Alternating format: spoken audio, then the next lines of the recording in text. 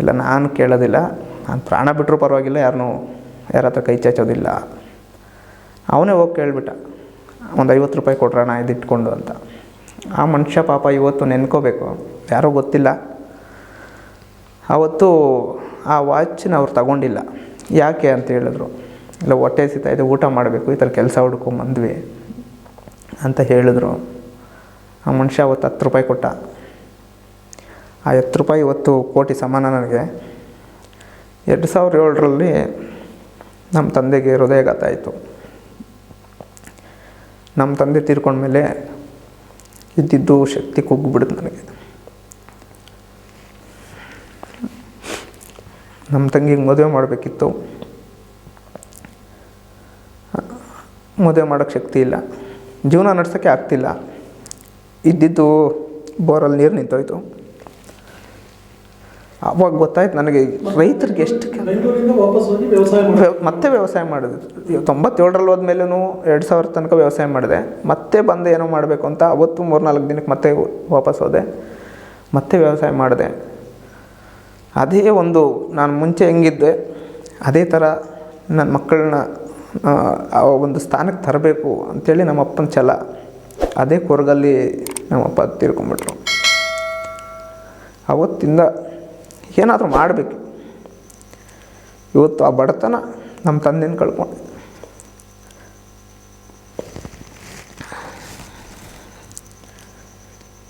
ಅದಕ್ಕಾಗಿ ಇವತ್ತು ನೀವು ಒಂದು ಮಾತು ಹೇಳಿದ್ರಿ, ಬಡತನ ನೋಡಿದ್ದೀರಾ, ಇವತ್ತು ದೇವ್ರು ಕೊಟ್ಟಂಗೆ ಎಲ್ಲ ಇದೆ, ನೀವು ಮನಸ್ಸು ಮಾಡಿದ್ರೆ ಕೋಟ್ಯಾಧಿಪತಿ ಆಗ್ಬೋದು ಅಂತ. ನಾನೊಬ್ಬ ಕೋಟ್ಯಾಧಿಪತಿ ಆಗೋದ್ರಲ್ಲಿ ಅರ್ಥ ಇಲ್ಲ. ನನ್ನ ಗುರಿ ಬೇರೆ. ಇವತ್ತು ಜೀವನ ಮಾಡ್ತಾಯಿದ್ದೀವಿ, ಉಳಿದಿದ್ದೀವಿ, ಸಾವು ಯಾವತ್ತಿದೆ ಅಂತ ಗೊತ್ತಿಲ್ಲ. ಹುಟ್ಟು ಉಚಿತ, ಸಾವು ಖಚಿತ. ಆ ಮಧ್ಯದಲ್ಲಿ ನಾನೇನಾದರೂ ಮಾಡಲೇಬೇಕು. ಸಾಯೋದು ಯಾವತ್ತಿದ್ರೂ ಸಾಯ್ತೀವಿ. ನಾನು ಒಂದು 100 ಕೋಟಿ ಸಂಪಾದನೆ ಮಾಡಿ ನಾನೇನು ಮಾಡಬೇಕು? ನಾನು ಬಂಗಾರ ತಿನ್ನೋಕ್ಕಾಗತ್ತಾ? ಈ ಕನ್ನಡ ಸಂಘಟನೆ ಸಂಪರ್ಕ ಹೇಗೆ ಬೆಳೀತು? ಸಂಘಟನೆ ಕನ್ನಡ ಅಂದರೆ ನಾನು ನಮ್ಮ ಅಣ್ಣನ ನೆನ್ಕೋಬೇಕು ಇವತ್ತು. ನಾನು ಶಿವಶಂಕರ್ ಅಂತ ನಮ್ಮಣ್ಣ ನಾನು ಚಿಕ್ಕವನಿರ್ಬೇಕಾದ್ರೇ ನರ್ಸರಿಗೆ ಆಂಗ್ಲ ಭಾಷೆ ಶಾಲೆಗೆ ಸೇರಿಸ್ಬೇಕು, ಚೆನ್ನಾಗಿ ಓದಿಸ್ಬೇಕು ಅಂತೇಳಿ ನಮ್ಮ ಅಣ್ಣನಿಗೊಂದು ಆಸೆ. LKG UKG ನನ್ನನ್ನು ಆಂಗ್ಲ ಭಾಷೆ ಶಾಲೆಯಲ್ಲೇ ಓದಿಸ್ತು, ಕಾನ್ವೆಂಟ್ ಇದರಲ್ಲಿ. ಅದಾದಮೇಲೆ ನಮ್ಮ ತಂದೆಗೆ ಅವತ್ತು ದುಡ್ಡಿಗೆ ತೊಂದರೆ ಇರಲಿಲ್ಲ, ಆದರೆ ಎಲ್ಲೋ ಒಂದು ಕಡೆ ವಿದ್ಯೆ ಬಗ್ಗೆ ನಮ್ಗೆ ಅಷ್ಟು ನಮ್ಮ ತಂದೆ ತಾಯಿಗೆ ಗೊತ್ತಿಲ್ಲ ಅನಿಸುತ್ತೆ. ಇಲ್ಲ, ಸರ್ಕಾರಿ ಶಾಲೆಗೆ ಹಾಕೋಣ ಅಂತ ಓದ್ಸೋಕ್ಕಾಗಲ್ಲ. 30 ರೂಪಾಯಿ ಅವತ್ತು ಒಂದು ತಿಂಗಳು ಫೀಸ್ ಇತ್ತು. ಅವತ್ತು ಏನು ಮಾತಾಡ್ಕೊಂಡ್ರೆ ಗೊತ್ತಿಲ್ಲ, ನನ್ನ ಕನ್ನಡ ಶಾಲೆಯಲ್ಲಿ ಹಾಕಿದ್ರು. ಆವತ್ತು ಆ ಕನ್ನಡ ಶಾಲೆಗೆ ಹಾಕಿದ್ರಿಂದ ನಾನಿವತ್ತು ಹೋರಾಟಗಾರ ಆಗಬೇಕು ಅನ್ನೋಂಥದ್ದು ನನಗೆ ಅವತ್ತಿಂದನೇ ಒಂದು ಕೆಲವು ನನಗೆ ಪಾಠ ಹೇಳ್ಕೊಡ್ದಂಥ ಗುರುಗಳು ಅವ್ರನ್ನೆಲ್ಲ ನೋಡಿ ಅಲ್ಲಿ ಕೆಲವೊಂದು ತಿಳ್ಕೊಂಡಾದಮೇಲೆ ಅದೊಂದು ಕಡೆಗೆ ತೆಗೆದ್ರೆ ಅಲ್ಲಿಂದ ಆದಮೇಲೆ ಬಂದಂಥ ಕಷ್ಟಗಳಲ್ಲೆಲ್ಲನೂ ಸಹ ನಾನು ಕನ್ನಡದ ವಿಚಾರವಾಗಿ ಅವತ್ತಿಂದನೂ ಎಲೆಮರೆ ಕಾಯಿ ರೀತಿ ಕೆಲಸ ಮಾಡಿಕೊಂಡೇ ಬರ್ತಾಯಿದ್ದೆ. ಕನ್ನಡದ ವಿಚಾರ ಅಂದರೆ 2007ರಲ್ಲಿ ನಾನು ಎಲ್ಲಿ ಬೆಂಗಳೂರಿಗೆ 1997ರಲ್ಲಿ ನಾನು ಬೆಂಗಳೂರಿಗೆ ಬರ್ತೀನಲ್ವ, 7ನೇ ತರಗತಿ ಓದಬೇಕಾದ್ರೆ ಆವತ್ತು ನನಗೆ ಕನ್ನಡದ ಬಗ್ಗೆ ನನಗೇನು ಅನ್ನಿಸ್ತು ಅಂದರೆ, ನಮ್ಮ ಹಳ್ಳಿ ಕಡೆ ಇದೆಲ್ಲ ಆವತ್ತಿಗೆ ನಾವು ಅಷ್ಟೊಂದು ನೋಡಿರಲಿಲ್ಲ. ಒಂದು ಬಸ್ಸುಗಳಿಗೆ ಕನ್ನಡ ರಾಜ್ಯೋತ್ಸವ ದಿನ ಒಂದು ಮೈಕ್ ಸೆಟ್ ಕಟ್ಕೊಂಡು ಅಲಂಕಾರ ಮಾಡಿಕೊಂಡು ಹೋಗ್ತಾಯಿದ್ರು. ಆವತ್ತು ಕೆಲವೊಂದು ಹೋರಾಟಗಾರರ ಬಗ್ಗೆ, ಕೆಲವೊಂದು ವಿಚಾರಗಳ ಬಗ್ಗೆ ಅದನ್ನು ನೋಡಿದಾಗ ನಾನು ಏನಾದರೂ ಮಾಡಬೇಕು. ಅವತ್ತಿಗೆ ನನಗೆ ಕನ್ನಡ ಅಂದರೆ ಈ ಥರ ಇದೆ, ಕನ್ನಡಕ್ಕೆ ಏನಾದರೂ ಮಾಡಬೇಕು, ಕನ್ನಡದ ನಾಡಿಗೋಸ್ಕರ ಏನಾದರೂ ಮಾಡಬೇಕು ಅನ್ನೋದು ಅವತ್ತಿಗೆ ನನ್ನ ಮನಸ್ಸಿಗೆ ಬಂದಿತ್ತು. ಈ ನಾಡಿಗೋಸ್ಕರನೇ ಏನಾದರೂ ಮಾಡಬೇಕು, ಏನಾದರೂ ಸಾಧನೆ ಮಾಡಲೇಬೇಕು ಅಂತೇಳಿ ಅವತ್ತು ನಿರ್ಧಾರ ಮಾಡಿಬಿಡ್ತೀನಿ. 2011ರಲ್ಲಿ ನನಗೆ ಸ್ವಲ್ಪ ಆರೋಗ್ಯ ತೊಂದರೆ ಆಗುತ್ತೆ. ಆವತ್ತು ಸತ್ತೋಗಿದ್ದಾನೆ ಅಂತ ಆಸ್ಪತ್ರೆಯಿಂದ ವಾಪಸ್ ಕಳಿಸ್ಬಿಡ್ತಾರೆ ನನಗೆ. ಆದರೂ ಆ ದೇವ್ರು ಏನೋ ಗೊತ್ತಿಲ್ಲ, ನಿನಗಿನ್ನೂ ಋಣ ಇದೆ ಇಲ್ಲಿ ಅಂತನೋ, ಇನ್ನೂ ತಿನ್ನೋ ಅನ್ನ ಇದೆ ಅಂತ ಗೊತ್ತಿಲ್ಲ, ವಾಪಸ್ ಕಳಿಸ್ತಾರೆ. 2 ತಿಂಗಳ ಮೇಲೆ ಹೇಳೋಕ್ಕಾಗಲ್ಲ, ಅಷ್ಟು ನಾನು ಕೂಸ್ತೋಗಿರ್ತೀನಿ ಹುಷಾರಿಲ್ದಿರಾಗೆ. ಅದಾದಮೇಲೆ ನಾನು ಮನೆಗೆ ಹೋಗಲ್ಲ. ನಮ್ಮ ಅಕ್ಕ 2 ತಿಂಗಳು ನನ್ನನ್ನು ಸಾಕಿ ಮತ್ತೆ ಕಳಿಸ್ತಾರೆ. ಏನು ಮಾಡ್ತೀಯ ಅಂತ ಕೇಳಿದ್ರೆ ನಾನು ಊರಿಗೆ ಹೋಗಲ್ಲ, ಏನಾದರೂ ಮಾಡಿದ್ರೆ ಸಾಧನೆ ಮಾಡ್ತೀನಿ ಅಂಥೇಳಿ 2011 ಅಕ್ಟೋಬರ್ 16ನೇ ತಾರೀಕು ಬೆಂಗಳೂರಿಗೆ ಬರ್ತೀನಿ ನಾನು. ಮಾಡೋದಕ್ಕೇನು ಕೆಲಸ ಇಲ್ಲ, ಏನು ಮಾಡಬೇಕು ಗೊತ್ತಿಲ್ಲ. ಮತ್ತೆ ಬೆಂಗಳೂರು ಹೊಸದೇ, ಅದು ಯಾವಾಗಲೂ 1 ಸರಿ 2 ಸರಿ 3 ಸರಿ ನೋಡಿರ್ಬೋದು. ಏನು ಪರಿಚಯ ಇಲ್ಲ, ನಾನು ಓದಿಲ್ಲ, ಏನು ಕೆಲಸ ಮಾಡಬೇಕು ಅಂತ ಗೊತ್ತಿಲ್ಲ. ಆವಾಗ ನಮ್ಮ ಮಾವ, ನಮ್ಮ ದೊಡ್ಡಮ್ಮ ಮಗಳು ಮನೆಯಲ್ಲಿ ನಾನು ಆಶ್ರಯ ತಗೋತೀನಿ, ಅಲ್ಲಿ ಹೋಗ್ತೀನಿ ಅಂತೇಳಿ ಬರ್ತೀನಿ 2011ರಲ್ಲಿ. ಬಂದ ಮೇಲೆ ಅವ್ರು ಕೇಳ್ತಾರೆ ಏನು ಮಾಡ್ತೀಯಾ ಅಂತ. ಏನು ಮಾಡಬೇಕು ನನಗೆ ದಿಕ್ಕು ತೋಚ್ತಾ ಇಲ್ಲ. ನಾನು ಯಾರ ಕೈ ಕೆಳಗಡೆ ಕೆಲಸ ಮಾಡೋಕ್ಕೆ ಮುಂಚೆ ಆಗಿದ್ದಂಥ ಅನುಭವ ನನಗೆ ಅವತ್ತು ಮತ್ತೆ ಮೆಲ್ಕಾಗ್ತದೆ. ನಾನು ಯಾರ ಕೈ ಕೆಳಗಡೆ ಕೆಲಸ ಮಾಡಲ್ಲ, ಏನು ಮಾಡಬೇಕು ಗೊತ್ತಿಲ್ಲ, ಏನು ತೋರಿಸಿದ್ರು ನಾನು ಮಾಡೋಕ್ಕೆ ಸಿದ್ಧ. ಒಳ್ಳೆ ವಿಚಾರ ಇರಬೇಕು, ಕೆಲಸ ಒಳ್ಳೇದಾಗಬೇಕು, 4 ಜನಕ್ಕೆ ಒಳ್ಳೇದಾಗಬೇಕು ಅಂಥೇಳಿ ಅವತ್ತು ಕೇಳ್ತಾರೆ. ಆಟೋ ಓಡಿಸ್ತೀಯಾ ಅಂತ ಕೇಳ್ತಾರೆ. ನನಗೆ ಆಟೋ ಓಡಿಸೋದು ಬರಲ್ಲ, ನಾನು ಸ್ಕೂಟ್ರ್ ಓಡಿಸಿರೋ ಅಭ್ಯಾಸ ಇದೆ, ಓಡಿಸ್ತೀನಿ, ಕಲಿಯೋದೇನು ದೊಡ್ಡ ವಿಚಾರ ಅಲ್ಲ ಅಂಥೇಳಿ ಭಾನುವಾರ ಬರ್ತೀನಿ. ಸೋಮವಾರ ಬೆಳಿಗ್ಗೆ ನಮ್ಮ ಮಾವ ನನಗೆ ಜೊತೇಲಿ ಕೂರಿಸ್ಕೊಂಡು ಆವಲಹಳ್ಳಿಯಿಂದ TC ಪಾಳ್ಯ ಸಿಗ್ನಲ್ ತನಕ ಅವರೇ ಅಲ್ಲಿ ಏಕಾಏಕಿ ಕೊಟ್ಬಿಡ್ತಾರೆ ನನಗೆ. ಅಲ್ಲಿಂದ ಬಂದಿದ್ದ ತಕ್ಷಣ ಯಾವುದೋ ಒಂದು ಬಾಡಿಗೆ ಆಟ ತಗೊಡ್ತಾರೆ ನನಗೆ. ಒಳ್ಳೆ ಅನುಭವ ಇದೆ ಅಂತ ಸುಳ್ಳು ಹೇಳ್ತಾರೆ ಅವರು, ಒಳ್ಳೆ ಅನುಭವ ಇದೆ, ಕರೆಕ್ಟಾಗಿ ಕಲೆಕ್ಷನ್ ಕೊಡ್ತಾರೆ ಅಂಥೇಳಿ ಒಬ್ಬ ಟೈಲರ್ದೊಂದು ಆಟೋ ಇದ್ದರೆ ಅಲ್ಲಿ ಬಂದು ಕೂಡಿಸ್ತಾರೆ. ಆಟೋ ಹೆಂಗೆ ಓಡಿಸ್ಬೇಕು ಅನ್ನೋದು ಗೊತ್ತಿಲ್ಲ, ಎಲ್ಲಿ ಗ್ಯಾಸ್ ಹಾಕಬೇಕು ಅನ್ನೋದು ಗೊತ್ತಿಲ್ಲ, ಏನೂ ಗೊತ್ತಿಲ್ಲ ನನಗೆ ಅವತ್ತು ಆ ಬಡತನನೋ ಇಲ್ಲ ನಾನೇನೋ ಮಾಡಬೇಕು ಅನ್ನೋ ಒಂದು ನನ್ನೊಳಗಡೆ ಇರೋವಂಥ ಆ ವೇದನೆನೋ ಆಯಿತು ಅಂತ ತಗೊಂಡು ಅವ್ರ ಮುಂದೆ ಇನ್ನು ನನಗೆ ಅದ್ಯಾವುದು ಹಳೆ ಆಟೋ ಅದು ಸ್ಟಾರ್ಟ್ ಮಾಡೋಕ್ಕೆ ಬರಲ್ಲ ಅಂತೇಳಿ ನಮ್ಮ ಮಾವ ಒಂದಷ್ಟು ದೂರ ಮುಂದೆ ಬಂದು ಕೊಟ್ಟರು. ಆವತ್ತು ಕೇವಲ ತುಟ್ಟು ಹಾಕ್ಕೊಂಡಿರೋ ಬಟ್ಟೆಯಲ್ಲಿ ನಮ್ಮ ಅಣ್ಣ ಕರ್ಕೊಂಬಂದು ಬಿಟ್ಟೋಗಿದ್ರು. ನಮ್ಮ ಅಕ್ಕ 100 ರೂಪಾಯಿ ಕೊಟ್ಟಿದ್ದರು. ಅದಕ್ಕೆ ಗ್ಯಾಸ್ ಹಾಕ್ಸ್ಕೊಂಡು ಆವತ್ತಿಂದ ರಾತ್ರಿ ಆಗಲೂ ಒಂದು 2 ತಿಂಗಳು ನಿರಂತರವಾಗಿ ಆಟೋ ಒಂದು ಆಟೋದಲ್ಲಿ ಸಂಪಾದನೆ ಮಾಡ್ತೀನಿ ನಾನು. ಅಂದರೆ ದುಡಿಯೋಕ್ಕೆ ಸ್ಟಾರ್ಟ್ ಮಾಡ್ತೀನಿ. ಆ 2 ತಿಂಗಳಲ್ಲಿ ಅವತ್ತಿಂದ ಏನೋ ಗೊತ್ತಿಲ್ಲ, ಎಲ್ಲೋದ್ರೂ ಅಷ್ಟು ಬೇಗ ಜನರ ಒಂದು ವಿಶ್ವಾಸವನ್ನು ಗಳಿಸ್ತೀನಿ. 2 ತಿಂಗಳಿಗೆ ನನಗೆ ತುಂಬ ಜನ ಪರಿಚಯ ಆಗೋಗ್ತಾರೆ, ತುಂಬ ಜನ ನನ್ನ ಪ್ರೀತಿ ಮಾಡೋಕ್ಕೆ ಅಭಿಮಾನಿಸೋಕ್ಕೆ ಶುರುವಾಗ್ತಾರೆ. ಅವ್ರ ಜೊತೆಯಲ್ಲಿ ಹೋರಾಟಗಳಿಗೆ ಎಲೆಮರೆಕಾಯಿ ಅಂತಿರೋದನ್ನ ಅಲ್ಲಿ ಇಲ್ಲಿ ಸ್ವಲ್ಪ ಸ್ವಲ್ಪ ಕಾಣಿಸ್ಕೊಳ್ಲಿಕ್ಕೆ ಪ್ರಾರಂಭ ಆಗ್ತೀನಿ. ಅದಾದಮೇಲೆ ಒಂದು ಸಣ್ಣ ಪುಟ್ಟ ಪೋಸ್ಟ್, ಸಂಘಟನೆ ಹೆಸರು ಹೇಳಬೇಕು ಹೇಳ್ಬಾರ್ದು ಗೊತ್ತಿಲ್ಲ, ಬೇರೆ ಒಂದು ಸಂಘಟನೆಯಲ್ಲಿ ನನ್ನನ್ನೇ ಸಂಘಟನೆಯಲ್ಲಿ ತೊಡಗಿಸ್ಕೊತೀನಿ. ಆ ಸಂಘಟನೆಯಲ್ಲಿ ನಾನು ಬೇಡ ಅಂದರೂ ಒಂದು ಜೊತೆಯಲ್ಲಿ ಇದ್ಕೊಂಡು ಒಂದು ಯಾವುದೋ ಒಂದು ಹುದ್ದೆಯನ್ನು ಕೊಟ್ಟರು, ನಾನು ಅದು ನಿರ್ವಹಿಸ್ಕೊಂಡು ಹೋಗ್ತಾಯಿದ್ದೆ.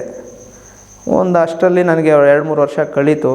2014ರಲ್ಲಿ ನನಗೆ ಮದುವೆ ಆಗುತ್ತೆ. ಮದುವೆ ಆದಮೇಲೆ ಅಷ್ಟರಲ್ಲಿ ನನಗೆ ಇಲ್ಲೆಲ್ಲ ಪರಿಚಯ ಆಗಿರ್ತಾರೆ. ನಾನು ನನ್ನದೇ ಆದಂಥ ಒಂದು ವ್ಯಾಪಾರ ವ್ಯವಹಾರ ಮಾಡಬೇಕು ಅಂಥೇಳಿ ಈ 1-2 ವರ್ಷಗಳ ಕಾಲ ನಾನೇನು 2011ರಿಂದ 13 ತನಕ ನಾನು ಆಟೋ ಚಾಲಕನಾಗಿ ಅದ್ರ ಜೊತೆಯಲ್ಲಿ ಬೇರೆ ಕೆಲಸಗಳನ್ನು ನಾನು ಸ್ವಲ್ಪ ಕಾಂಟ್ರಾಕ್ಟರ್ ಕೆಲಸ, ಸಿವಿಲ್ ಕಾಂಟ್ರಾಕ್ಟ್ರಾಗಿ ಸ್ವಲ್ಪ ಅನುಭವ ಆಗುತ್ತೆ.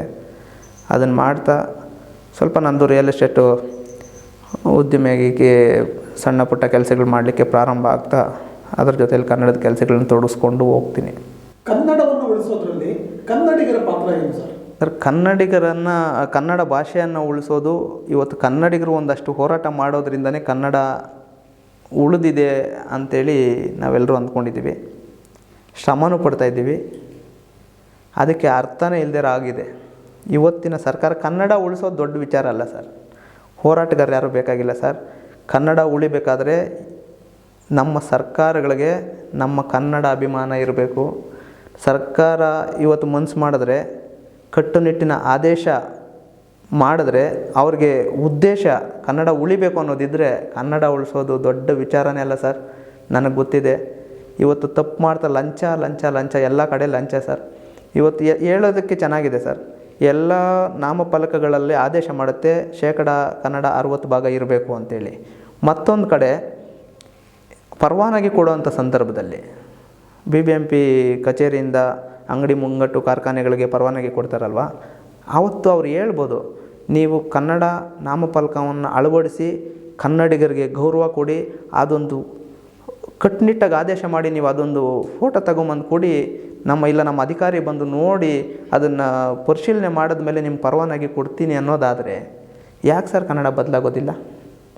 ಇವತ್ತು ಉದ್ಯೋಗ ಒಂದು ಕಡೆ ಕನ್ನಡಿಗರಿಗೆ ಉದ್ಯೋಗ ಇಲ್ಲ, ಬೇರೆ ಎಲ್ಲೋ ಉತ್ತರ ಭಾರತದವರು ಎಲ್ರಿಗೂ ಬೇರೆ ಬೇರೆಯವರೆಲ್ಲ ಒಂದು ಕಡೆ ಬಿಲ್ಡ್ರುಗಳು ನೋಡಿದ್ರೆ ಆಂಧ್ರ, ತಮಿಳುನಾಡು, ಕೇರಳವರು ಬಿಲ್ಡ್ರುಗಳಾಗಿ ಹೋಗಿದ್ದಾರೆ. ಉತ್ತರ ಭಾರತದವರೆಲ್ಲ ಬಂದು ಕೆಲಸ ಅಂತ. ಇಲ್ಲಿ ನಮ್ಮವ್ರಿಗೆ ಕೆಲಸ ಇಲ್ಲ. ಅವ್ರಿಗೆ 250, 300, 400 ರೂಪಾಯಿ ಕೊಟ್ಟರೆ ಕೆಲಸ ಮಾಡ್ತಾರೆ. ನಮ್ಮವ್ರಿಗೆ ಇಲ್ಲಿ ಆಗಲ್ಲ. ಎಲ್ಲ ಬೆಲೆ ಏರಿಕೆ ಮಾಡಿರೋವಂಥದ್ದು ನಮ್ಮ ಸರ್ಕಾರಗಳೇ. ಇವತ್ತು ಸೋಂಬೇರಿಗಳನ್ನು ಮಾಡ್ತಾಯಿದೆ. ಇವತ್ತು ಕೆಲವು ವಿಚಾರ ಮಾಡಿದ್ರೆ ರಾಜಕೀಯವಾಗಿ ಅಂದ್ಕೊತಾರೆ. ನಾನು ಯಾವ ಪಕ್ಷ ಪರನೂ ಇಲ್ಲ, ವಿರೋಧ. ಒಳ್ಳೆ ಕೆಲಸ ಮಾಡಿದಾಗ ಜೈಕಾರ ಹಾಕಿದ್ದೀವಿ, ತಪ್ಪು ಮಾಡಿದಾಗ ಧಿಕ್ಕಾರನೂ ಹಾಕಿದ್ದೀವಿ. ಎಲ್ಲ ಉಚಿತ ಮಾಡ್ತಾ ಹೋದರೆ ಸರ್ ಎಲ್ಲಿಂದ ಅಭಿವೃದ್ಧಿ ನಾವು ಕೊಡಲಿಕ್ಕೆ ಸಾಧ್ಯ? ಹಲವಾರು ವಿಚಾರಗಳಿದ್ದಾವೆ. ಅದು ತಗೊಂಡ್ರೆ ತುಂಬ ದೊಡ್ಡ ವಿಚಾರ ಆಗುತ್ತೆ. ಬಡತನ ನಿರ್ಮೂಲನೆ ಅಂದರೆ ಈಗ ನಿಮ್ಗೆ ಆದಾಯ ಎಷ್ಟು ಬರೋದೆಲ್ಲ ನಿಮಗೆ ತೆರಿಗೆಯಲ್ಲಿನೇ 60-70% ತೆರಿಗೆ ಹೊರಟೋಗುತ್ತೆ. ಇವತ್ತು 2 ಲಕ್ಷ ಒಬ್ಬ IT ಕಂಪ್ನಿಯಲ್ಲಿ ಕೆಲಸ ಮಾಡೋ ಅಂಥವನಿಗೂ 2 ರೂಪಾಯಿ ತಿಂಗಳು ಕೊನೆಯಲ್ಲಿ ಉಳಿಯಲ್ಲ ಸರ್. ಯಾವ ಪುರುಷಾರ್ಥಕ್ಕೆ 2 ಲಕ್ಷ ಸಂಪಾದನೆ ಮಾಡಬೇಕು? ಏನು ಉಪಯೋಗ ಇದರಿಂದ? ಸರ್, ಕನ್ನಡ ಉಳಿಸೋದ್ರಲ್ಲಿ ಕನ್ನಡಿಗರ ಪಾತ್ರ ಏನು ಅಂತ ಹೇಳಿದ್ರಿ. ನಿಮ್ಮ ಸಂಘಟನೆ ಪಾತ್ರ ಏನು ಸರ್? ಏನೇನು ಯೋಜನೆಗಳಿದೆ ನಿಮಗೆ? ಸರ್, ಈಗ ನಾನು ಪ್ರಪ್ರಥಮವಾಗಿ ಸರ್ಕಾರದ ಮೇಲೆ ಒತ್ತಡ ಏರಬೇಕು, ಸರ್ಕಾರದ ಗಮನ ಸೆಳಿಬೇಕು ಅನ್ನೋದು ನಮ್ಮ ಪಾತ್ರ.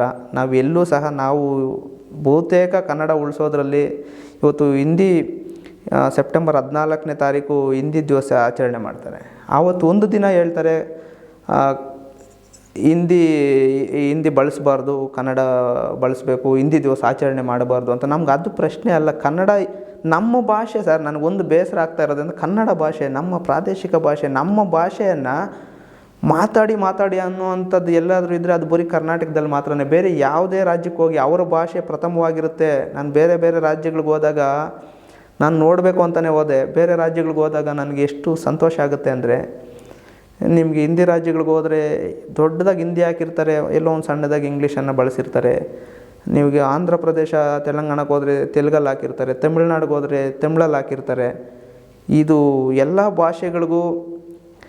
ಎಲ್ಲ ಭಾಷೆಗಳನ್ನು ಇಲ್ಲಿ ಒಪ್ಕೊಂಡಿದ್ದೀವಿ ಅಂತನೋ ಇಲ್ಲ ಇವರು ಬೇಕು ಅಂತ ನಮ್ಮ ಕನ್ನಡಿಗರನ್ನು ತುಳಿತಿದ್ದಾರೋ ಈ ಸರ್ಕಾರ, ರಾಜಕಾರಣಿಗಳಿಂದನೇ ಇವತ್ತು ಕನ್ನಡ ಈ ಮಟ್ಟಕ್ಕೆ ಬರಲಿಕ್ಕೆ ಕಾರಣ ಆಗಿದೆ. ನಮ್ಮ ಸಂಘಟನೆ ಅದಕ್ಕೆ ಯಾವುದಕ್ಕೂ ಬಗ್ಗೋದು ಇಲ್ಲ, ಜಗ್ಗೋದು ಇಲ್ಲ. ನಾವು ಸಂಘಟನೆಯನ್ನು ಬಲಿಷ್ಠ ಮಾಡ್ತಾಯಿದ್ದೀವಿ. ಆ ಸಂಘಟನೆ ಬಲಿಷ್ಠ ಆಗಿ ಇದಕ್ಕೇನೋ ಒಂದು ಅಂತ್ಯ ತರೋವರೆಗೂ ನನ್ನ ಜೀವ ಇರೋದ್ರಲ್ಲಿ ಒಂದು ಅಂತ್ಯ ತರ್ತೀನಿ ಸರ್. ನಮ್ಮ ಕನ್ನಡ ಎಲ್ಲ ಕಡೆ ಕನ್ನಡ ಇರಬೇಕು, ಕನ್ನಡಿಗರಿಗೆ ಗೌರವ ಕೊಡಬೇಕು.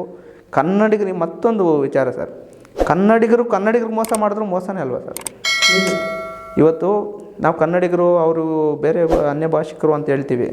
ಕನ್ನಡಿಗರಿಗೆ ಮೋಸ ಮಾಡಿದ್ರು ಮೋಸನೇ ಅಲ್ವಾ?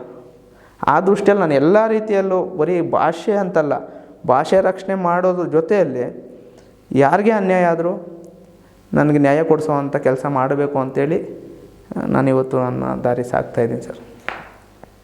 ತಾವು ಒಳ್ಳೆ ಕೆಲಸಗಳನ್ನು ಮಾಡ್ತಿದ್ದೀರಾ. ತಮ್ಮ ಕೆಲಸಗಳು ಹೀಗೆ ಮುಂದುವರಿಯಲಿ. ತಮ್ಮ ಸಂಘಟನೆ ರಾಜ್ಯಾದ್ಯಂತ ಸುದ್ದಿಯನ್ನು ಮಾಡಲಿ. ಆ ಮೂಲಕ ಬಡ ಜನತೆಗೆ, ಕನ್ನಡಿಗರಿಗೆ ಸಹಾಯ ಆಗುವಂತಾಗಲಿ ಅನ್ನೋದು ನಮ್ಮ ಆಶಯ. ತಾವು ಇಲ್ಲಿವರೆಗೂ ಬಂದು ನಮ್ಮ ಜೊತೆ ಸಹಕಾರ ನೀಡೋದಕ್ಕೆ ಧನ್ಯವಾದಗಳು. ಇಡೀ ರಾಜ್ಯಾದ್ಯಂತ ನಮ್ಮ ಯುವಕರಲ್ಲಿ ನಾನು ಒಂದು ಮನವಿಯನ್ನು ಮಾಡ್ತೇನೆ. ತಾನು ಯಾವುದೂ ಬದಲಾಗೋದಿಲ್ಲ.